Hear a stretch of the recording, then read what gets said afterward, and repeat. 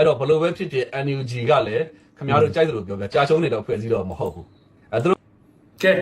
ကြားတယ်နော်ကိုမောင်ဆဲကန်ထီတော့မှာပဲဟမ်လေလိုင်းပေါ်ကအစိုးရပါလို့ပြောထားတဲ့ဟာကိုအခုလိုမျိုးကိုမောင်ကပေါ်ထုတ်လိုက်တော့ဟမ်ဆဲကန်ထီတော့မယ်နီပိတ်ဆိုပြီးကထမိန်ထုံဆိုပြီးတော့သူ့ဆဲနေတာတော့တစ်လုံးစစ်တပ်ထောက်ခံလာတဲ့လူနော်ဒီနေ့ထီတဲ့စစ်တပ်ထောက်ခံနေတဲ့လူကဲလေလိုင်းပေါ်ကအစိုးရလို့ပြောခဲ့တဲ့ NUG ဟာအခုဘလို့အနေထားဖြစ်သွားပြီတဲ့ဆိုတော့ကိုစစ်တပ်အမာခံထောက်ခံတယ်ကိုမောင်ရှင်းပြထားတယ်နော်ကျွန်တော်ပြောတဲ့ရှင်လော်တယ်ဖြစ်မှာဆိုလို့ကိုမောင်နော်ဒီနေ့ချိန်ထိကိုမောင်ဟာတော်လှန်ရေးဘက်ကိုကူးပြောင်းလာတဲ့လူမဟုတ်ဘူးနော်တက်မတော်ချစ်သူဖြစ်ရက်တည်နေတဲ့လူတက်လုံးနဲ့စစ်တပ်ကိုထောက်ခံလာတဲ့လူသူကိုယ်တိုင်ပြောထားတဲ့စကားနားထောင်ကြည့်ပါနော်ဟိုဘက်ရက်ကစိမ့်ပိမ့်နေပေါ့နော်သိလားဖြစ်ပေါ်လေအခုကတော့အခု NUG ကအရင် NUG မဟုတ်တော့ဘူးအဲ့ဒါတော့အရှိတရားဖြစ်တယ်ဘာကြောင့်လဲဆိုတော့သူတို့ရဲ့ငွေကြေးစီးဆင်းမှုနောက်ဆုံးငွေကြေးစနစ်ပါသူတို့မှရှိလာပြီအခုဆိုလို့ရှိရင်များdigital token ဆိုပြီးသူတို့ကဖော်ထုတ်ထားတာရှိတယ်ဒါတရားဝင်ဖြစ်သွားပြီနော်တရားဝင်ဖြစ်သွားတဲ့အတွက်ကြောင့်မလို့အခုကျွန်တော်လေ့လာကြည့်တာသူတို့ရဲ့ digital token ပေါ့ Spring Development Bank လို့ခေါ်တာပေါ့ຫນွေဦးဘဏ်လို့ခေါ်တာပေါ့နော်အဲ့ຫນွေဦးဘဏ်ကနေပြီးတော့ digital token 1 billion ထုတ်ထားတယ်1 billion ထက်သူကထပ်ပြီးတော့ digital money ပေါ့ဗျာဟိုပတ်စံသူတို့ထုတ်ထားပြီးသားဖြစ်တယ်အဲ့တော့အဲ့ပတ်စံကလည်းကြက်ငွေအားဖြင့်လဲလှယ်လို့ရတယ်လို့အမေရိကန်ဒေါ်လာနဲ့ပါလဲလှယ်လို့ရတဲ့ပုံစံမျိုးရှိတယ်တန်ဖိုးအနေမြင့်ထိတောင်မှပဲရှိလာပြီဆိုတဲ့ခါကျတော့ဘယ်လိုခေါ်မလဲကျွန်တော်တို့ NUG မှာကငွေကြေးစနစ်တောင်မှရှိလာပြီဒါကနံပါတ်1ချက်ပေါ့ဗျာနော်နံပါတ်2ချက်အနေနဲ့ကျတော့ထိန်းချုပ်နေနေရှိလာတယ်အတရားဇာတာတွေထိန်းချုပ်မှုကအစပေါ့ဗျာနော်သူတို့မှရှိလာပြီနံပါတ်3ချက်အနေနဲ့ကကျတော့ဒီပေါ့သူတို့မှလက်နက်ကင်အဖွဲ့အစည်းတွေခိုင်မာရှိလာတယ်ဒါကနံပါတ်3ချက်ပေါ့ဗျာနော်နံပါတ်4ချက်အနေနဲ့ကဒီဟောမဆိုငွေကြေးစီမံခန့်ခွဲမှုဆိုင်ရာတွေမှာသူတို့စနစ်တကျနဲ့ဆောင်ရွက်လာတာတွေရှိတယ်အဲ့တော့ဘလို့ပဲဖြစ်ဖြစ် NUG ကလည်းခင်ဗျားတို့ကြိုက်သလိုပြောပြကြာရှုံးနေတော့ဖွဲ့စည်းတော့မဟုတ်ဘူးသူတို့ကဲကြားတယ်နော်ကိုမောင်ဆဲကန်ထီတော့မှာပဲဟမ်လေလိုင်းပေါ်ကအစိုးရပါလို့ပြောထားတဲ့ဟာကိုအခုလိုမျိုးကိုမောင်ကပေါ်ထုတ်လိုက်တော့ဟမ်ဆဲကန်ထီတော့မယ်နီပိတ်ဆိုပြီးကထမိန်ထုံဆိုပြီးတော့သူ့ဆဲနေတာတော့တစ်လုံးစစ်တပ်ထောက်ခံလာတဲ့လူနော်ဒီနေ့ထီတဲ့စစ်တပ်ထောက်ခံနေတဲ့လူအဲ့လူကဒီလိုမှန်တာတွေပြောလို့ရှိရင်ထမိန်ထုံပွားရောက်လာတယ်မြန်မာပြည်ရဲ့နော်ဒီစစ်တပ်ထောက်ခံတဲ့အတိုင်းအဝိုင်းရဲ့အမြင်အာရုံဘယ်လောက်ထိစူးရှလဲဆိုတာအဲ့ဒါကြည့်သွားကြပြီတော့နော်ပို့ပြီးတော့အတိုင်းအတာတစ်ခုထိသူတို့ကရက်တီနိုင်သွားတဲ့အတွက်ကြောင့်မို့လို့နောက်တစ်ခုကသူတို့ဟောမလဲဝေဖန်တိုက်ခိုက်သူများတာတော့တွေ့ရတာပေါ့နော်အဲ့တော့ဒါ NUG ရဲ့ RA ပေါ့ဟုတ်ပြီ NUG ရဲ့ RA ပြီးတဲ့ခါနောက်ထပ်ဒ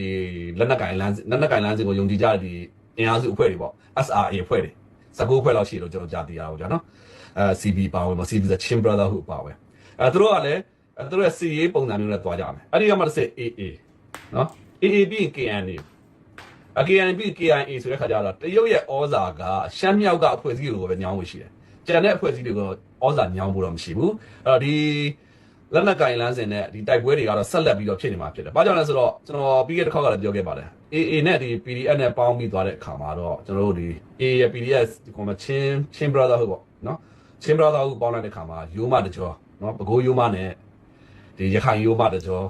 ခေါ်လို့ရရှိပါပြီတော်တော်ဒီတိုက်ပွဲကဆက်လက်ကြမှာကျွန်တော်ဆိုလို့ကျွန်တော်ကဒီလက်နက်ကင်လန်းစဉ်အောင်မြင်သွားမယ်ဆိုတော့မဟုတ်ဘူးเนาะဒါပေမဲ့ကြံ့ခံပြီးရက်တည်နိုင်သွားမယ်ဆိုတာကတော့ကျွန်တော်ပြောလို့ရတယ်ဒါမှန်တရားပါပဲเนาะဒီနေရာမှာတခုတော့ကျွန်တော်ပြောချင်တယ်တော်လှန်ရေးဘက်ကကျွန်တော်တို့အတိုင်းဝိုင်းတွေအနေနဲ့ကလည်းเนาะပန်းတိုင်မရောက်ပဲနဲ့တက်ထောင်လို့တော့မရသေးဘူးအချိန်မရွေးကြရှုံးနိုင်တယ်ဆိုတာရှိတယ်မကြရှုံးတော့ဘူးလို့ပြောတာမဟုတ်ဘူးเนาะအောင်မြင်မှုတွေရှိလာတယ်ဒါပေမဲ့ကျွန်တော်တို့တွေညီညွတ်မှုမရှိတဲ့၍အချိန်ကြီးကြာဆုံးသွားနိုင်တယ်။ဒါကြောင့်မလို့အခုမဟာမိတ်တပ်ပေါင်းစုဖွဲ့တယ်။ MG အောက်က UG ရဲ့ MOD အောက်မှာမရှိတဲ့အဖွဲ့တွေအားလုံးစုပြီးတော့ဒီ CB တို့ကတော့အပါအဝင်ပေါ့နော်။မဟာမိတ်တပ်ပေါင်းစုဖွဲ့တယ်။ဒါဟာအင်မတန်ကောင်းတဲ့လက္ခဏာ။ဒါပေမဲ့အဲ့ဒီကောင်းတဲ့လက္ခဏာကလည်းချက်ချင်းမကောင်းတဲ့လက္ခဏာကိုဖြစ်သွားလို့ရတယ်။ဘယ်လိုပုံစံဖြစ်သွားမလဲ။ဒီမဟာမိတ်ကိုအင်အားအပြိုင်ဖြစ်လာမယ်။ UG နဲ့အပြိုင်တွေလောက်လာမယ်ဆိုဒါမကောင်းတဲ့လက္ခဏာဖြစ်သွားမှာ။ဒီမဟာမိတ်တွေရောဒီ UG တွေရော EAO တွေရောအဲ့တုံးဝင့်ဆိုင်အကုန်လုံးကအဲ့လိုတစုတည်းဖြစ်နိုင်မှာကျွန်တော်တို့အကောင်းမွန်တဲ့လက္ခဏာဖြစ်မှာအဲ့ဒီလိုဖြစ်ဖို့အတွက်ကျွန်တော်ဥဆောင်နေတဲ့ပုံကိုယ်တွေကအရန်အရေးကြီးပါတယ်ကျွန်တော်အမျှော်အမြင်နဲပါတဲ့ပုံကိုယ်တွေခေါင်းဆောင်မတင်ပြီးဖို့လိုအပ်ပါတယ်စိတ်ခံစားချက်တွေကိုရှေ့တန်းတင်မယ်အမျှော်အမြင်နဲပါမယ်ဆိုရင်ကျွန်တော်တို့ဟာလမ်းကြောင်းတွေလွဲဝါးလို့ရပါတယ်ဒါကြောင့်မလို့ကျွန်တော်တို့တော်လိုင်းမအောင်မြင်ဘူးလားမေးအောင်မြင်တယ်နော်တဆင့်ချင်းတက်လာတယ်ဒါပေမဲ့လို့ဒီအောက်ကရင်အုံးလဲဆိုအပေါ်တစ်ချက်တည်းအောင်ပွဲကိုတော့ မရောက်ဘူးအဲ့ဒါလို့အောက်ကနေအုံနဲ့အောင်ပွဲမရောက်တဲ့အတွက်တချို့တလေစိတ်မရှိဘူးအားမလို့အားမရရဖြစ်တယ်ဒါပေမဲ့ကျွန်တော်တို့ရဲ့ຫນွေဥတော်လှန်ရေးဟာလှေကားတစ်လေးလိုပဲတဆင့်ချင်းစီတက်သွားတယ်ဆိုတာညင်းလို့မရအောင်နော်အခုဆိုရင်နိုင်ငံတကာတန်တမန်ရေးမှာ IUG ဘယ်လောက်ထိုးပေါက်ထားလဲဒီနေ့ချိန်ဒီကုလသမဂ္ဂမှာဥကြော်မိုးထုံးဟာရက်တိခွင့်ရနေတယ်အာဆီယံဆိုရင်ဒါအရင်ဆိုရင်ဘက်ကလေးဆိုစစ်ကောင်းဆောင်တွေကိုကာဗာပေးပြီးတော့လူရတွင်းလိုက်ပေမဲ့အခုဆိုရင်ဒီနေ့ချိန်ထိအာဆီယံဟာအခုမင်းအောင်နိုင်လုပ်နေတဲ့ရွေးကောက်ပွဲဟူတော့မှအလင်းစလိုအတိမတ်ပြုမှုတွေမလုပ်ကြဘူးအီဗရာဟင်ထွက်ပြောတဲ့အနေအထားဖြစ်လာတယ်ဒါနိုင်ငံတကာတန်တမန်ကင်းမှာအားပြိုင်နေတဲ့အဆင့်ရှိတယ်နော်ရှင်းပြောရင် MG ဘက်ကတော့ MG ဆိုတော်လိုင်းအင်အားစုပေါ့နော်တော်လိုင်းအင်အားစုဘက်ကတော့တာတဲ့အနေအထားရှိတယ်အဲ့တော့ပြည်တွင်းအားတွေကိုကြည့်မယ်ဆိုရင်လေခုနကပြောသလိုညီညွတ်မှုရှိနိုင်လေပို့ပြီးတော့အောင်မြင်နေဖြစ်ပါလိမ့်မယ်ညီညွတ်မှုပြက်ပြားလေကြာရှုံးခြင်းကိုတွားပါလိမ့်မယ်ဒါကြောင့်မလို့ရန်သူကတော့ရန်သူပြီးတော့ဆိုတာတိုက်မှာပဲနော်တိုက်တဲ့နေရာမှာဘုံကျဲမယ်လက်နက်ကြီးနဲ့ထုတယ်ရွာမီးရှို့ရတော့တိုက်တယ်လို့မထင်ပါနဲ့နော်နီလန်းပေါင်းစုံနဲ့တိုက်နေတာပါနီလန်းပေါင်းစုံဖြတ်လေးဖြတ်နဲ့တိုက်မယ်ပြည်သူအကြောက်တရားနဲ့တိုက်မယ်တော်လန်ရေးနဲ့ပြည်သူကိုကွဲဝအောင်တိုက်မယ်နော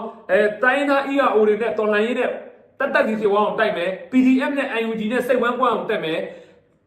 IUG ရဲ့ MOD အောက်မှာမရှိတဲ့ PDF တွေနဲ့ IUG နဲ့အပြန်အင်အားဖြစ်အောင်တိုက်မျိုးစုံတိုက်မှာနော်ဒါတွေအားလုံးကိုကျွန်တော်တို့ကြက်ခံနိုင်ဖို့လိုအပ်တယ်အမျှော်အမြင်ရှိဖို့လည်းလိုအပ်ပါတယ်အဲ့တော့အဲ့ဒါကတကြောင်နောက်ထပ် PDF နဲ့ KNU နဲ့ပေါင်းလိုက်တယ်ပေါင်းလိုက်တဲ့ခါမှာဟိုအရင်တည်းကဗျာမြန်မာနိုင်ငံအေဂျင့်တွေရဲ့အချိန်ပေါ့ဗျာနော်ဦးတိုင်းရွှေလိုမျိုးထက်မြက်တဲ့ပုံကိုပေါ့ဗျာနောက်တစ်ခုကဒေါအောင်ဆန်းစုကြည်လိုမျိုးပြည်သူစီးရုံးနိုင်တဲ့ခေါင်းဆောင်အောက်မှာတော့မှပဲ AA ကိုဘယ်ခေါ်မလဲဆိုတော့ AA ကြတော့ဒေါအောင်ဆန်းစုကြည်လက်ထက်မှာပေါ်တော့ဗျာနော်အဲ့ဒီအချိန်မှာလည်းအဲ့ဒီအချိန်မှာတော့ပဲ AA ကိုအပြုတ်တိုက်နိုင်မှုကိုပြောနေ AA နဲ့စစ်ပင်ငင်းမှုယူရတဲ့အဆင့်မရှိပါဘူးအဲ့တော့ဒါမျိုးစစ်တပ်ကြီးမှာကြောနေတဲ့အချိန်မှာတော့မှပဲ AA နဲ့စစ်ပင်ငင်းမှုတော့ပဲလုပ်လို့ရတဲ့အခြေအနေရှိတယ်အခုလိုမျိုးနည်းနည်းရုန်းကန်နေရပြီးတော့တနိုင်ငံလုံးစီရေးအပြည့်တိုင်းလာသွားနေတဲ့အချိန်မှာ AA ကလည်းရရှိတဲ့လက်နက်တွေကတော့အခုတက်မတော်ကပတ်တော့ပြောတာပေါ့လေနော်ဒီမူရေးစီရောင်းပြီးတော့ဝယ်တယ်လို့ပါလို့ပေါ့အဲဒါတွေကတော့တစ်ဖက်နဲ့တစ်ဖက်တော့အပြန်အလှန်ဆွဆွဲနေဒါနဲ့ပတ်သက်ပြီးမှနဲ့မှနဲ့ကျွန်တော်မပြောလို့ဘူးအဲတို့ပါတော့လည်းပဲ AA ကိုင်နေသောလက်နက်တွေ AA ကိုင်နေသောဒီလက်နက်တွေတော်တော်များများကတက်မတော်ကပဲပေးထားတာဖြစ်တဲ့အတွက်ကြောင့်ဝေးဒီလူဆဲကန်ထိမယ်ကြည့်နေအဲ့ဒါဖြစ်လို့ထမိန်ထုံလို့ပြောခံထိတာသူတို့မှန်တာတွေထွက်မပြောနဲ့ဘောမရက်ွက်မှာမှန်တာပြောလို့မရဘူးလေနော်ကြည့်အဲ့တော့ဟိုနေ့အောင်ကကိုမမောင်ကျွန်တော်တက်တော်တဲ့ဝင်လိုက်ဆိုဘက်လိုက်သူလိုက်ထွင်နေတာတွေ့တယ်အဲ့ကျွန်တော်ခဏချိတ်ပြခဏဆိုပြီးချိတ်လိုက်တာတနားရီကျော်တော့ကြာသွားမှမသိဘူးနော်အဓိကတော့ကျွန်တော်တက်ရောက်ဆွေးနွေးတယ်ဆိုတာကိုမမောင်တို့လူမျိုးဟာဒီနေ့ချိန်ထိတော်လိုင်းဘက်ပူပေါင်းတယ်အဲ့ဒီကကျွန်တော်ထု့မေးတယ်ပူပေါင်းသူမပူပေါင်းဘူးနော်လက်နက်ကင်လမ်းစဉ်သူအမပေးဘူးဒါပေမဲ့သူဒီစစ်တပ်ကိုချစ်တာစစ်ဗိုလ်ချုပ်တွေချစ်တာဟုတ်စစ်ဗိုလ်ချုပ်တွေရဲ့လွဲမှားတာလောက်ရက်တွေကိုစစ်တပ်ကိုချစ်တဲ့အတွက်စစ်တပ်နစ်နာနေတာဖြစ်တဲ့အတွက်သူဟာစစ်တပ်ဘက်ကနေစစ်ဗိုလ်ချုပ်တွေရဲ့လွဲမှားတဲ့လောက်ရက်တွေကိုပြန်လဲထောက်ပြဝေဖန်တဲ့အလုပ်ကိုသူလုပ်တာသူရိုင်းတိုင်းဆိုမှပြောကျွန်တော်တို့ထက်အများကြီးရင်ကြီးတယ်နော်ကျွန်တော်တို့ကတော့ဟိုတန်ရပြန်တုတ်ပြန်နေတယ်သူတို့ကြတော့ဘလို့ဖြစ်ဖြစ်ဟိုတင်းကြီးခံနိုင်စွာရှိတယ်ဒါပေမဲ့ဒလုံမျိုးစစ်တပ်ထောက်ခံတဲ့အတိုင်းအဝိုင်းအင်မတန်ရှားတယ်အဲ့တော့ကျွန်တော်တို့ဖြစ်စေချင်တာတက်မတော်ချစ်တဲ့အင်အားတွေဟာဒီလိုစိတ်ဓာတ်မျိုးတွေများပေါ်စေချင်တယ်ဒါဆိုရင်ကျွန်တော်တို့တိုင်းပြည်ဟာမငြိမ်းချမ်းစရာအကြောင်းမရှိဘူးဗျရှင်းလေးနော်အဲ့တော့အခုလက်ရှိမြန်မာပြည်မှာရှိတဲ့ဘောမအတိုင်းဝိုင်းဟာအမှန်ပြောလို့ရတာမရဘူးနော်အခုပုံမှန်ပြောတာလက်ရှိ AA ရဲ့လက်နက်တွေကစစ်တပ်ကပေးတာဟုတ်လားမဟုတ်လားတခါသိမ့်ပြီဘယ်တော့စစ်ဌာနချုပ်ကြီးသိမ့်ပြီးတဲ့အချိန်မှာဘယ်လောက်လဲကြည့်နော်ဒါအမှန်တရားလေဒါပေမဲ့အဲ့ဒီမှန်တရားကိုစစ်တပ်ထောက်ခံတဲ့အတိုင်းဝိုင်းလက်ခံမတင်တာသွားပြောကြည့်အခုဒါပုံမှန်ဒီစကားပြောနေတာအဲ့ဗီဒီယိုဖိုင်လက်ကြည့်အောက်မှာသူ့ကိုမစိမ့်ကြိုက်တယ်လို့ပြောအဲ့ဒါအဖြစ်ပဲဆိုလို့ရှိရင်တော့မှပဲတမတော်ကိုပတ်စံပေးတာဖြစ်လိမ့်မယ်နော်။ဘာကြောင့်လဲဆိုတော့အရှိတရားပဲလေဗျာ။ဟိုကျွန်တော်တို့ပလဝဘက်ကဗျူဟာတွေကြားတဲ့အချိန်မှာရသွားလက်နက်တွေကနည်းတာမှမဟုတ်တာနော်။ဒီနခခတွေတိတ်ခံတဲ့အချိန်မှာလည်းရသွားလက်နက်တွေကနည်းတာမဟုတ်ဘူးဗျာနော်။ကျွန်တော်တို့ဘယ်ခေါ်မလဲဆိုတော့စစ်သားတွေလိုအပ်ချက်လေးနည်းနည်းလေး online တွေရောက်လာတယ် drone တွေရောက်လာဒီနေ့ပဲရောက်လာနောက်တစ်ကြအေးရဝင်သိမ်းသွား။အဲ့လိုမျိုးလက်နက်တွေကသိမ်းသွားတဲ့အတိုင်းအတာရှိတာဟုတ်နော်။အဲ့တော့အေးကိုကဲဒါကတော့ကိုမမောင်ပြောထားတဲ့ဗီဒီယိုဖိုင်လေးတစ်ခုတွေ့လို့ပါအဲ့တော့ကျွန်တော်တို့ဒီနေရာမှာနှစ်ပိုင်းခွဲပြောချင်ပါတယ်နံပါတ်1အပိုင်းကတစ်ဖက်အချမ်းစစ်တပ်ကိုထောက်ခံပါတယ်ဆိုတဲ့အချမ်းနံပါတ်2အပိုင်းကတော့ကျွန်တော်တို့ပဲအချမ်းနော်အဲ့တော့စစ်တပ်ကိုထောက်ခံတဲ့အပိုင်းကိုကျွန်တော်တို့ပြောချင်တာကကိုထောက်ခံနေတာဒီဘ누구ကိုထောက်ခံလဲဆိုတာကိုသိစေချင်ပါတယ်လက်ရှိတပ်မတော်ချစ်သူဆိုတဲ့အတိုင်းဝိုင်းနော်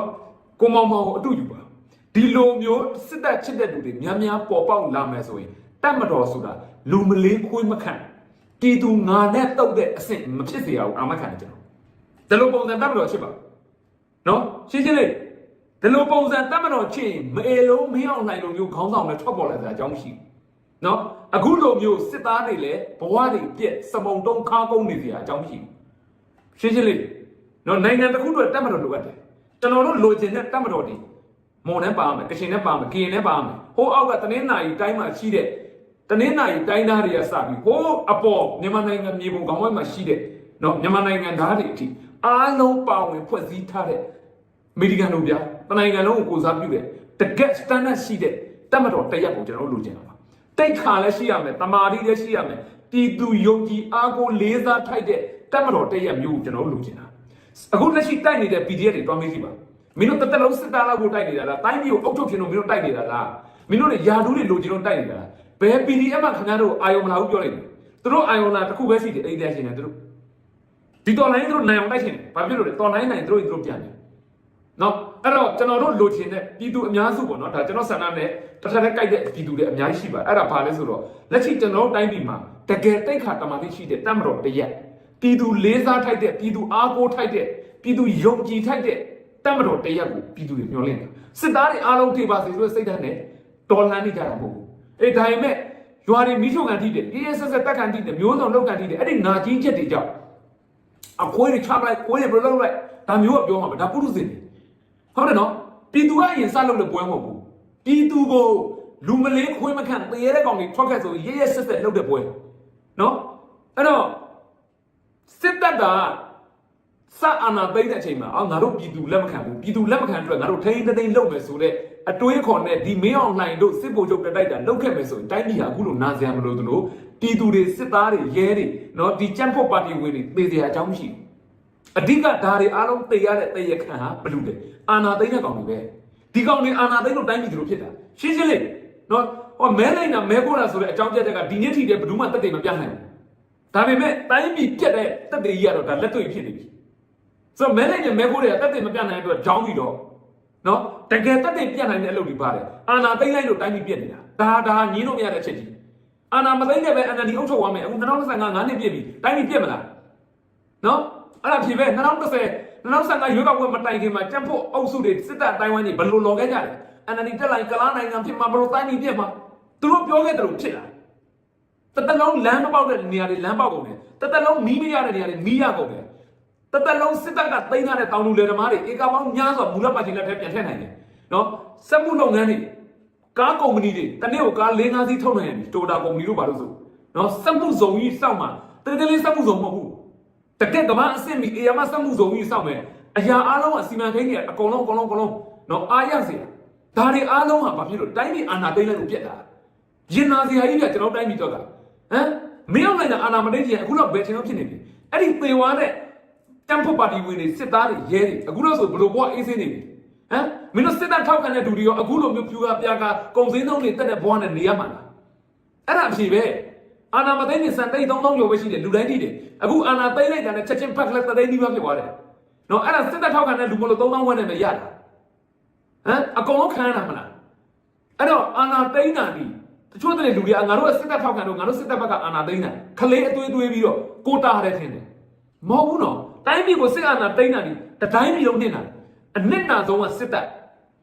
နော်စစ်ကောင်းဆောင်တွေကကောင်းစားတာနစ်နာတာစစ်တပ်NLD အစိုးရ9နှစ်လက်ထက်မှာခင်ဗျားတို့စစ်သားတွေရဲတွေ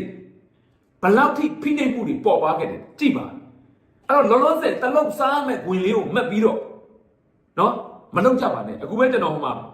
ဘန်ကောက်ကနေပြန်လာရင်မှာဒီတနေ့တိုင်းမွန်ပြည်နယ်ဘက်ကရွာတရောပေါ့နော်ကျွန်တော်မပြောတော့ပါဘူးစစ်မှုထမ်းကြီးတွေကိုကောက်စားနေတာဆိုတော့ဒါမျိုးဟာကအဲ့ဒီစစ်မှုထမ်းကြီးကောက်နေတဲ့အုပ်ချုပ်ရေးမှုကတော့ဒီစနစ်ကြီးကိုကြိုက်ပါပဲသူစားနေရတာဟုတ်ဒါပေမဲ့အဲ့ဒီစားရတဲ့ငွေဒီဖြူစင်တန့်ရှင်းတဲ့ငွေလားတန်ပူတန်ခဲတွေလာ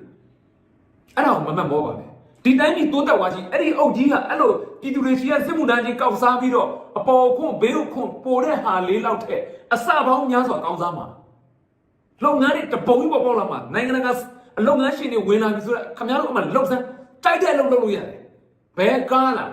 လက်ရှိမြန်မာပြည်မှာကားစီးကိုပြောတဲ့ဆိုင်ကတော့လူတိုင်းစီးနိုင်ကြတော့တကယ်တမ်းကြီးတိုးတက်သွားကြီးကားတစ်စီးဆိုတာလူတိုင်းစီးနိုင်တယ်တရောင်းစားအစားစီးနိုင်တယ်ကဲအဲ့ဒီဘောကမလိုချင်ကြဘူးလားဗျာဒါကြောင့်မလို့အတိတရားတွေရှိပါတော့နော်တစ်ဖက်နဲ့တစ်ဖက်ကအတိုက်ခံနေလုပ်ပြီးတော့ပြောတာတော့လူတိုင်းပြောလို့ရတယ်နော်အဲ့ကိုမောင်လိုက်မှာဆိုရင်တက်လာတဲ့စစ်တပ်ထောက်ခံတဲ့ဒူတွေပေါ့နော်ဘောမပေါ့ဒါပြောမယ်ဆိုခက်ရဲရဲစကလုံးနဲ့တုံးနေကြစကလုံးနဲ့မြင်အောင်ပြောမယ်ဆိုရင်ဘောမပေါ့အဲ့ဒီထဲမှာလူလိုပြောတဲ့ဒူတွေပဲတက်လာဒါပေမဲ့တရိုးစောဆိုတော့ကောင်းတော့အောင်ပါနော်တရိုးစောတော့ကျွန်တော်နာမည်တော့ကြားဘူးတခါမှသူနဲ့စကားမပြောဘူးနိုင်ငံရေးအကြောင်းတွေပြောနေတဲ့ဒူတယောက်ဖြစ်တဲ့အတွက်တိုက်ခါရှိနေထင်တာနော်ရိုင်းတာကျွန်တော်လေးရိုင်းတတ်တယ်လူတိုင်းရိုင်းတတ်တယ်ရိုင်းတာလွယ်လွယ်လေးရိုင်းပြောပြီးကိုယ့်ကိုဂုံမထောင်နဲ့ကျွန်တော်တို့လည်းရိုင်းတတ်တာပဲနော်အဲ့ဒီတရိုးစောဆိုတက်လာပြီးတော့သူပြောနေတာကိုစွတ်ပြောပြီးတော့ရိုင်းနဲ့သူများပြောနေတဲ့ဖြတ်ပြောတကယ်အောက်တန်းစားစုပ်ပြတ်နေတဲ့လူမျိုးတော်တကယ်အဲ့တော့ဒီလိုလူမျိုးတွေကစစ်တပ်ထောက်ခံတဲ့အတိုင်းမှာဘယ်တော့မှရှိနေပြီလေဟမ်စိတ်ပြည့်စရာကြီးကကျွန်တော်တို့တိုင်းပြည်အတွက်နော်အဲ့တော့ကျွန်တော်ပြောချင်တာကကိုယ့်ဘက်ကလူတွေအနေနဲ့ကလည်းတက်မထောင်ပေးပါနဲ့ညီညွတ်မှုစီးလုံးမှုကိုဝိုင်းတိဆောက်ပေးပါနော်အဲ့ဒါပဲလိုအပ်တော့တယ်ကျွန်တော်တော်လိုင်းအတွက်အဲ့ဒါပဲညီညွတ်မှုနဲ့စီးလုံးမှုပဲအဲ့ဒါကိုရတဲ့နေရာဝိုင်းတိဆောက်ပေးပြတွေးခွဲနေတဲ့လူရှိဝိုင်းတန်းခွက်ကျွန်တော်တွေးခွဲကျွန်တော်တန်းခွက်နော်လူမျိုးခွဲနဲ့ဘာသာမခွဲနဲ့ဘယ်လိုညီညွတ်အောင်လုပ်ကြမလဲဆိုတာကိုစီယုံကြအဲ့လိုညီညွတ်နိုင်တဲ့နေ့ကျွန်တော်တို့အောင်မြင်တဲ့နေ့ပဲနော်ဒါကိုယ့်ဘက်အချမ်းလူတွေပြောတာအဲ့တော့ကျွန်တော်အချင်းချင်းတယောက်ကောင်းစားတယောက်မနာလို့တယောက်နေရာရတယောက်နေရာလူနော်ရဘယ်လိုပြောမလဲအကျိုးခံစားခွင့်တွေမှာမတ်မော့တော်လိုင်းရဖေတွေတဲ့အလုပ်တွေမလုပ်ကြပါနဲ့တော့ကျွန်တော်တို့ခက်မြန်ပွဲပြအောင်လုပ်ချင်ကြတယ်အဲ့ဒီအတွက်ဝိုင်းပြီးတော့ညီညွတ်မှုကိုတည်ဆောက်ပေးပါဟိုဘက်စစ်တပ်ထောက်ခံတဲ့အတိုင်းဝဲအောင်လို့ကျွန်တော်မြစ်တာရက်ခံချင်တာနော်တကယ်ကျွန်တော်စိတ်ရင်းနဲ့ပြောတဲ့စကားပါအခုကိုမမောင်ကျွန်တော်ရိုင်းဆိုင်ပြောတာတွေ့ဘူးလားဟိုးငကိုတွေကကျွန်တော်မပြောဘာဖြစ်လို့တူဒီစကားပြောတဲ့နေရာမှာတူထောက်ခံတဲ့ဘက်ကိုတူယုံကြည်တဲ့ဘက်ပေါ့နော်တူထောက်ခံတဲ့ဘက်တူအားပေးတဲ့ဘက်ကိုတူရက်တည်တယ်ဒါပေမဲ့တူစကားပြောတာဒီတမန်ချရိုင်းဆိုင်မှုမရှိဘူးဗျမ်းမတာမပြောဘူးငါစကားနွားရပြောချင်တဲ့စုမပြောဘူးဆိုတော့ဒီလိုလူမျိုးကစစ်တပ်ကိုထောက်ခံတယ်ဆိုတော့အင်မတန်ကောင်းတဲ့အရာအဲ့တော့စစ်တပ်ကိုထောက်ခံတဲ့လူတွေအားလုံးဟာဒီလိုလူမျိုးတွေပဲဖြစ်မယ်ဆိုရင်စစ်တပ်ဆိုတာမြန်မာပြည်မှာမအေတဲ့တောက်ခံရတဲ့အဖွဲ့အစည်းမဖြစ်စေအောင်အာမခံတယ်ဒါကြောင့်မို့လို့ပြောတာအဲ့တော့မင်းတို့ထောက်ခံလဲစောက်ပြီးဥဆိုင်ဆိုတဲ့လူရိုင်းစကားပညာမဲ့စကားကိုပြောရင်တော့ပြောလို့မရဘူးရတယ်ဟုတ်တယ်နော်ဒါပေမဲ့လို့တေချာတွေးကြည့်ပါတန်ဖိုးရှိတဲ့ဘဝကိုမဖြစ်စေချင်ဘူးလားကိုအားပေးတဲ့အဖွဲ့အစည်းကိုဝင်းရံတဲ့အဖွဲ့အစည်းကိုချက်မြတ်လို့တဲ့အဖွဲ့အစည်းကိုအဲ့တော့တန်ဖိုးရှိတဲ့အဖွဲ့အစည်းဖြစ်ချင်တယ်ဆိုရင်တော့ဒီလိုမျိုးကိုမောင်အတူယူကြပါနော်ကြော်စိုးဦးလို့ကြော်မျိုးမင်းတို့ငါစကားနွားရပြောချင်တိုင်းစွတ်ပြောဗျမ်းပဓာတွေအကုန်ဆွဲပြောတွေ့တဲ့ဟာတွေပေါက်ကြရတယ်ပြောအဲ့ဒါလိုလူမျိုးတွေဝင်းရံတော့ကျိန်းနေတယ်ဒါဘာနဲ့တူလဲဆိုတော့အောက်ကိုပြုတ်ကြဖို့တန်းလန်းခိုးနေတဲ့လူတယောက်ကိုအပေါ်ကဘာလုပ်တာလဲစောက်ကန်ချတာတဲ့အတူတူပဲလက်ရှိမြန်မာပြည်ကတမ်းတော်ထောက်ခံတဲ့လူတွေဆိုတာစောက်ကန်ချနေတာစစ်တပ်ကိုမြောင်းတဲ့ကြကန်ကြီးကောက်ပြီးတော့နေတဲ့လူတယောက်ဘာလုပ်တယ်အပေါ်ကနေတူနဲ့ထူခြေထောက်နဲ့စောက်ကန်အဲ့လိုလုပ်နေတာအဲ့တော့ဘာဖြစ်လဲဒီစစ်တပ်ဟာမြောင်းတဲ့ကြတဲ့ကြကုန်တာဗောအမှန်တကယ်စွဲတင်ရမှာမဟုတ်ဘူးလားဟမ်လူယိုတင်မဲ့နေတဲ့စစ်တပ်ကိုလူတွေယိုတင်လာအောင်ချစ်ခင်လာအောင်လေးစားလာအောင်နေရာပေးလာအောင်ယုံကြည်လာအောင်ကျွန်တော်တို့ကစ조사ရမှာလေဒါမှတတ်မတော်တကယ်ဖြစ်တာဗောအဲ့လိုမဟုတ်ဘဲနဲ့လူပြည်သူမောင်းနေပါလဲဆိုတော့မောင်းနေကောင်လီးပဲကွာဘာပြောလဲဆိုတော့ဒါကိုယ့်အဖွဲ့အစည်းကိုကောင်းစေချင်တာပြဿနာရှာလာလားဖြစ်စည်းတာလားနော်အဲ့ဒါလေးကိုတိဖို့လိုပါတယ်အဲ့တော့လေလိုင်းပေါ်ကအစိုးရဟုတ်လားမင်းတို့တွေကပြစ်ပြေးပါကွာဒီနေ့ခေတ်အဲ့စကားတန်လေးကြားချင်လို့ပါမင်းတို့တွေကပြစ်ပြေးပါကွာဆိုတဲ့စကားလေးဟမ်မင်းတို့ကလေပေါ်ကအစိုးရဆိုတာလေဟမ်အဲ့ဒါပဲအစင်းချင်းထပ်တက်လာပါနော်ဒါကြောင့်မလို့ဘောမတွေကိုပြောချင်တာကလိန်မာကြပါတော့အချိန်တန်ပြီလိန်မာမဲ့အချိန်တန်ပြီဒီအချိန်မှမလိန်မာရင်ခင်ဗျားတို့ရဲ့ရက်လက်လုံးဝမကောင်းစေရဘူးအာမခံသိလားဒါကြောင့်မလို့လိန်မာကြပါတော့အတိတရားနဲ့ရှင်ပြီးတော့နေထိုင်မှာပြောဆိုကြပါတော့ဒါဆိုရင်ကျွန်တော်တို့တိုင်းပြည်အတွက်အင်မတန်မင်္ဂလာရှိတဲ့အခင်းချင်းအဝင်းဝိုင်းကိုကျွန်တော်တို့တည်ဆောက်နိုင်ပါလိမ့်မယ်နော်အဲ့တော့ဝေးကကျွန်တော်ကိုမောင်လိုက်မှာတက်ပြောတယ်ဆိုတာကဘုရင်ကပြောကျွန်တော်တို့တွေဘာတွေကိုအမြင်မတူကြတာလဲဟုတ်တယ်ပြည်သူတွေကိုအမြင်တွေကိုပွင့်လင်းစွာပြောလို့ရတယ်ဒါပေမဲ့တစ်ဖက်ကိုစော်ကားခွင့်မရှိဘူးပုတ်ခတ်တိုက်ခိုက်ခွင့်မရှိဘူးအကြံပေးလို့ရတယ်မင်းတို့လုပ်နေတဲ့အရာဒီဟာတော့မှားတယ်ကွာအဲ့ဒီတရိုးစောဆိုရင် MD ကပြည်ပနိုင်ငံသားတွေကိုဝင်ကြီးတွေခန့်တယ်ကဲအဲ့ဒါမင်းဘယ်လိုပြောမလဲကျွန်တော်တို့တခုံးပဲပြန်မေးတယ်ဘဒူလဲဘယ်ဝင်ကြီးဌာနကဝင်ကြီးဘဒူကမြန်မာပြည်သားမဟုတ်ပါဘူးကျွန်တော်ပြဘဒူဘလူလဲဆိုတော့ तू မပြောနိုင်ပါစကားကိုလွှဲမချနိုင်တယ်ကျွန်တော်စကားလွှဲချတာလားကဲကျွန်တော်ပြောတာမှားလား तू ပဲကျွန်တော်မေးတာနော် तू ပဲဆွဆွဲတာ MD ကနိုင်ငံခြားသားတွေကိုဝင်ကြီးခန့်တယ်လို့ပြောတယ်ကလားတွေကိုဝင်ကြီးခန့်တယ် तू ပြောတာတော့လူကွင်ရင်ဒုဝင်ကြီးကိုပြောတာနော်ဒါပေမဲ့သူ့ကျွန်တော်မေးရှင်းလေးဘ ဘယ်ဝင်ကြီးဌာနကဘယ်ဝင်ကြီးလဲနိုင်ငံခြားသားဆိုတာရွှေမောင်တို့အဖွဲ့ကိုလွတ်တော်နဲ့ခေါ်တွင်းလာတာစစ်တပ်ကခေါ်တွင်းလာတာနော်တော်လိုင်းအရန်စုဘက်ကခေါ်တွင်းလာတာမဟုတ်ဘူးလက်ရှိရွှေမောင်တို့အဖွဲ့တွေတရုတ်ကနော်တရုတ်နယ်စပ်ကအဖွဲ့တွေကိုစစ်တပ်နဲ့ခေါ်လွတ်တော်နဲ့ခေါ်တွင်းလာတာတော်လိုင်းအရန်စုဘက်ကမဟုတ်ဘူးစစ်တပ်ကပဲခေါ်တွင်းလာတာပြန်စဉ်းစားပါနော်အဲ့ဒါလေးကိုတိမယ်ဆိုရင်တစ်လုံးကလားអော်ခဲ့တယ် NLD လက်ထက်မှာကလားခေါ်တွင်းလာတာမဟုတ်ဘူးနော်တိမ့်စိန်ခေါ်တွင်းလာတာတန်းရွှေခေါ်တွင်းလာတာနေဝင်းခေါ်တွင်းလာတာမင်းအောင်နိုင်ခေါ်တွင်းလာတာမင်းအောင်နိုင်ကနောက်ဆုံးထိုင်းရခေါ်ထားတဲ့အတော့လူ9000လောက်ရှိတယ်ဘယ်သူမှအတန်ထွက်ရဲဘူးဟုတ်တယ်မလားအဲ့တော့ကျွန်တော်တို့ကတစ်ဖက်မှာခိုးနေတဲ့ကောင်ကလူဟဲ့လူអော်ပြီးတော့ဘာလို့လဲခိုးနေတာမခိုးတဲ့ကောင်ကတခိုးလို့ဆွဆွခံထိရတာကျွန်တော်နိုင်တယ်အဲ့တော့ကျွန်တော်တို့တွေဒါတွေအားလုံးအဆုံးသတ်ကြမယ်အတ္တတွေမာနတွေခွာချကြမယ်